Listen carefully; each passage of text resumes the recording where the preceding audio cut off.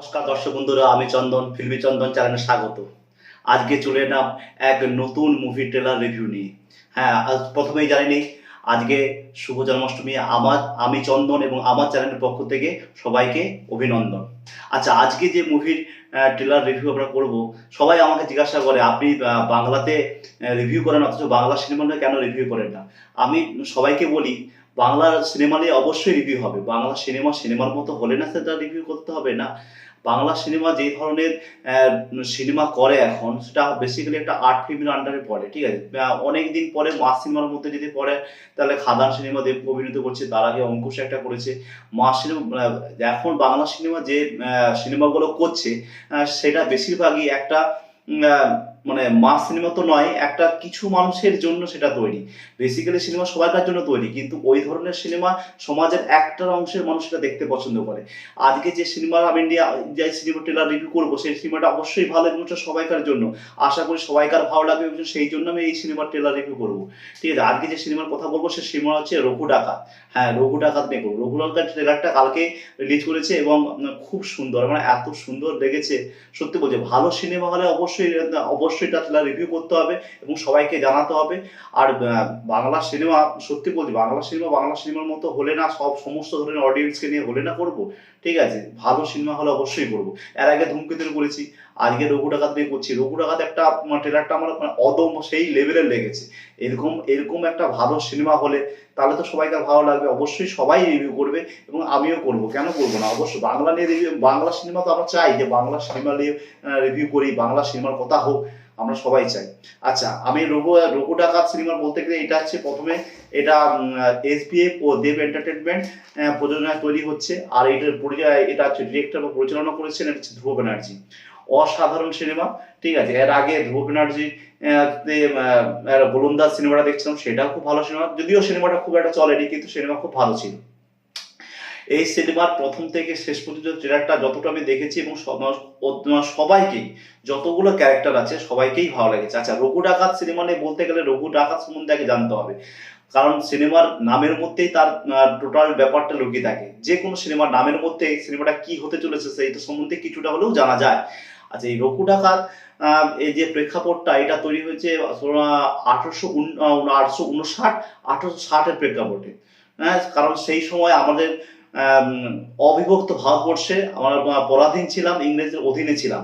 তখনকার সময় 1859 তখন ইস্ট ইন্ডিয়া কোম্পানি, মানে ইংরেজরা, ঠিক আছে, মানে ইংরেজদের একটা বিশেষ কোম্পানি ইস্ট ইন্ডিয়া কোম্পানি ছিল, যারা ব্যবসার দিকটা দেখতো। তারা তখন টোটাল ভারতের ওপর, তখন 1859 সালে যখন নীল চাষের যে ব্যাপারটা ছিল, নীল চাষের সময়, ঠিক আছে, এই প্রেক্ষাপটটা তোলা হয়েছে। সেই সময়কার যত আমাদের উর্বর, 1859-60 কথা বলছি, সেই সময়কার যত উর্বর জমি ছিল, তখনকার যারা ইংরেজ ছিল, তারা চাচ্ছিল কি, যে ওই উর্বর জমিতে নীল চাষ করে, কারণ নীল চাষের উপরে প্রচন্ড প্রফিট ছিল, এবং তখনকার সময় জমিদারকে হাত করে তখনকার যারা চাষি ছিল তাদেরকে দিয়ে জোর করে নীল চাষ করানো হতো।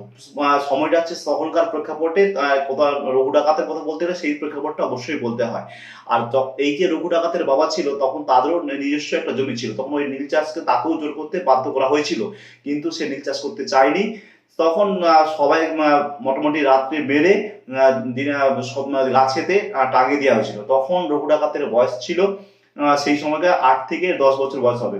তখন রঘু ডাকাতের মনে একটা বিষম, মানে একটা অনেক অত্যাচারী মনোভাব তৈরি হয়েছিল, এবং সে মনে মনে প্রতিজ্ঞা করছিল যে এই ইংরেজদেরকে ছাড়বে না, এবং যে অত্যাচারী জমিদার যারা, তাদেরকে মানে শেষ করে দেওয়ার একটা প্রাণবদ্ধ বা প্রতিজ্ঞাবদ্ধ হয়। এবং সেই সময়কার প্রেক্ষাপট এটা। সেই রঘু ডাকাত বড় হয়ে বলে বলে, সময় তারিখ বলে বলে, জমিদারদের চোখে চোখ রেখে তাদের সর্বস্ব লুট করতো, এবং লুট শুরু করতো নিজের জন্য না, লুট করে গরিব মানুষদেরকে বিতরণ করতো, এবং ইংরেজদের সঙ্গেও চোখে চোখ রেখে তাদের সঙ্গে চোখে চোখ রেখে যুদ্ধ করতো, এবং তাদের চোখে চোখ মিলিয়ে কথা বলতো। সেই রঘু ডাকাত, হ্যাঁ, সেই রঘু ডাকাতের অভিনয়টাই এখানে, যে মুখ্য চরিত্র রয়েছে দেব অভিনয় করছে, এবং খুব সুন্দর। দেবের যেহেতু ফিজিক্স এত ভালো, ঠিক আছে, লম্বা চওড়া, দেবকে আপনারা দেখবেন মানে লেগেছে একবারে রঘু ডাকাতের মতো, বড় লম্বা লম্বা চুল, গম্প করে, একটা অসাধারণ লেগেছে। আচ্ছা, এবার দ্বিতীয় কথা বলতে যাই, দ্বিতীয়ত এখানে যে আছে সে হচ্ছে ইন্টারেস্টিং ক্যারেক্টার, ঠিক আছে। আর আমার আমার এখনকার যত বাংলা সিনেমার যারা যেসব জন্য এবার সে মেন সিনেমা হোক, আর্ট সিনেমা হোক, ওটিটি রিলিজ কোনো সিনেমা হোক, এখনকার ফেভারিট এখনকার সব থেকে ভালো অভিনেতা আমার যার মনে হয় সেটা হচ্ছে অনির্বাণ ভট্টাচার্য। অনির্বাণ ভট্টাচার্য এই মুভিতে দেখা যাবে, এবং দেখা যাবে মানে একটা খুব একটা ভালো চরিত্র দেখা যাবে, এবং যে লুকটা অনির্বাণ ভট্টাচার্যের অসাধারণ। এবং অনির্বাণ ভট্টাচার্য মানে যে ধরনের যা এখন যে এমন, যেহেতু থিয়েটার থেকে বসছেন, যেই ধরনের সে মুভি হোক না কেন, অনির্বাণ ভট্টাচার্য A1, কারণ অনির্বাণ ভট্টাচার্য মাল্টি ট্যালেন্টেড ব্যক্তি, সমস্ত কিছু, একটা রাইটার, প্রযোজনা করে, মানে অভিনয় তো করেই করে, হেভি মানে হেভি। কিন্তু দুর্ভাগ্যজনক যে সে নিজের একটা ইন্টারভিউতে সোশ্যাল মিডিয়ায় দেখলাম যে এই রঘু ডাকাত সিনেমার পর থেকে নাকি সে সিনেমা করতে পারছে না, বা তাকে সিনেমা করতে দেওয়া হচ্ছে না, বা সে পরিচালনা করছে না, আর কোনো মুভিও পাচ্ছে না, ঠিক আছে। এবং সে বলছে মুভি যদি না করি তাহলে আমি একটা রেস্টুরেন্ট খুলে বসবো। এত সুন্দর অভিনেতা, মানে আমাদের এই রাজ্যে যত ভালো ট্যালেন্ট আছে, যারা ভালো ব্যক্তিরা, তাদেরকে সবসময় দাবি দেওয়া হয়। আর যাদের কোনো যোগ্যতাই নেই, তারা হচ্ছে বলে যে কোনো উঁচু উঁচু পোস্টে বসে আছে। এই হচ্ছে এখন বর্তমান সময়ের অবস্থা, ঠিক আছে। যাই হোক, অনির্বাণ ভট্টাচার্য খুব ভালো ভালো বড় মাপের, ঠিক আছে, অভিনেতা, এবং খুব সুন্দর, ঠিক আছে। আচ্ছা, অনির্বাণ ভট্টাচার্যকে এইখানে আমরা দেখতে পাবো ঐন্দ্র বর্মন, যে ক্যারেক্টারটা প্লে করছে ঐন্দ্র বর্মন। এবং মানে আপনারা দেখবেন, ট্রেলারটা দেখুন, এবং আপনারা হয়তো দেখতে পাচ্ছেন যে কি ধরনের বড় বড় চুল নিয়ে, চোখে কাজল পরে কত সুন্দর লাগছে অনির্বাণ ভট্টাচার্য। আচ্ছা, এর সঙ্গে আছে রূপা গাঙ্গুলি। রূপা গাঙ্গুলি আপনারা তো যদি জানেন, ঠিক আছে, প্রতীক সিনেমা, রূপা গাঙ্গুলি কার্ড সিনেমার মধ্যে প্রতীক সিনেমা করে চিরঞ্জিতের সঙ্গে তার অপোজিট অভিনয় করছিল। এই সেই রূপা গাঙ্গুলি এতে বড় পর্দায় দীর্ঘ বহু বছর পরে হচ্ছে আবার আবির্ভাব আপনারা আবার দেখতে পাবেন। এই রূপা গাঙ্গুলি আছে এই রঘু ডাকাতের মা হিসেবে, অর্থাৎ দেবের মা হিসেবে একে দেখতে পাবেন। এবং তার সঙ্গে সঙ্গে আছে সোহিনী সরকার। সোহিনী সরকার তো এক মানে একটা প্রমিসিং অ্যাক্ট্রেস, জানেন তো, এবং খুব ভালো অভিনেত্রী, এবং যে কোনো সিনেমায় একটা নিজের দমে সিনেমা বের করে দেওয়ার মতো তার অভিনয় দক্ষতা আছে, ঠিক আছে। মানে শেষ তো আমি দেখেছিলাম, আমার যেটা শেষ ভালো সিনেমা লেগেছে মান্দার সিনেমায়।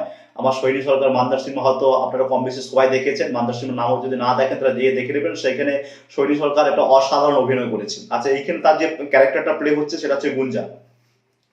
আচ্ছা, সবশেষে বলি, এখনকার ট্রেন্ডিং অভিনেত্রী যে আছে, মানে এখনকার ট্রেন্ডিং যে কোনো ভালো ভালো সিনেমায় বা বড় ব্যানারের সিনেমায় দেখতে পাবেন, সে এপার বাংলা হোক, ওপার বাংলা হোক, ইদিকা পাল। এবং ইদিকা পাল এটা আছে সৌদামিনী চরিত্রে। তো এটা হচ্ছে মুভিটা রিলিজ হবে পুজোতে, রিলিজ হবে এই বছরের পুজোতে রিলিজ হবে, এবং ভালো সিনেমা হবে। এবং সিনেমার যে দেখলাম ভিএফএক্স গুলো দেখলাম, ঠিক আছে, সিনেমার যে কালার গ্রেডেশন দেখলাম, এবং মিউজিক দেখলাম, মানে সব নিয়ে একটা ভালো সিনেমা হচ্ছে। এই ধরনের সিনেমা হোক, ঠিক আছে, সমস্ত আমি চাইছি যে এমন সিনেমা হোক যাতে সমস্ত রকমের অডিয়েন্স দেখে, ঠিক আছে। আর আমি সত্যি বলছি, আমি গ্রাম বাংলা থেকে একটা রিভিউ করছি। গ্রাম বাংলা আপনি বলুন তো, আমার আশেপাশে আগে 3 কিলোমিটার ছাড়া ছাড়া সিনেমা হল ছিল, একটা সিনেমা হলও আছে, ঠিক আছে। এবার আপনারা যে আর্ট সিনেমা, আমি যারা সিনেমা যারা মেকার তাদের জন্য বলছি, আপনারা আর্ট সিনেমা তৈরি করছেন, ঠিক আছে, যেহেতু আর্ট সিনেমা মানে একটা বিশেষ শ্রেণী দর্শকদের জন্য আর্ট সিনেমা, ঠিক আছে। তা আর্ট সিনেমার যে করেন তার হলও পাবেন না, আর হল যেতে গেলে কলকাতা বা বহু দূর দূর গিয়ে আমাদের দেখতে হবে, ঠিক আছে। তাহলে আমরা অবশ্যই তো সমস্ত রকম সিনেমা দেখতে যাই, এবং ভালো সিনেমা দেখতে যাই।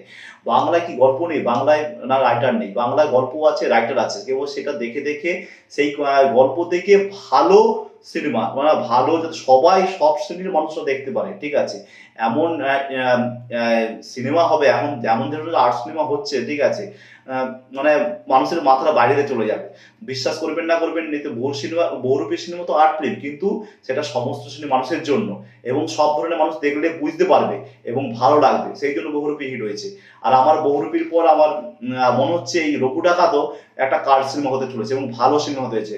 কারণ প্রত্যেকটা ক্যারেক্টারই একটা নিজস্ব একটা সত্তা দেখা যাচ্ছে, এবং সবাই একটা দমদার চরিত্র দেখা যাচ্ছে, সবাইকার যে মেকআপ হয়েছে সেটাও অসাধারণ হয়েছে। সব মিলে এটা একটা ভালো পুজোর সময় একটা ভালো সিনেমা আমরা পেতে চলেছি। আপনারাও দেখুন, আপনারাও যান, ট্রেলারটা দেখুন, ট্রেলার দেখে আপনাদের কেমন লাগলো সেটা আমাকে অবশ্যই কমেন্ট করে জানাবেন। আর সুস্থ থাকুন, ভালো থাকুন, এবং ভালো সিনেমা দেখুন, অবশ্যই ভালো সিনেমা।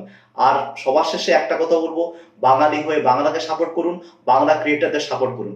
নমস্কার।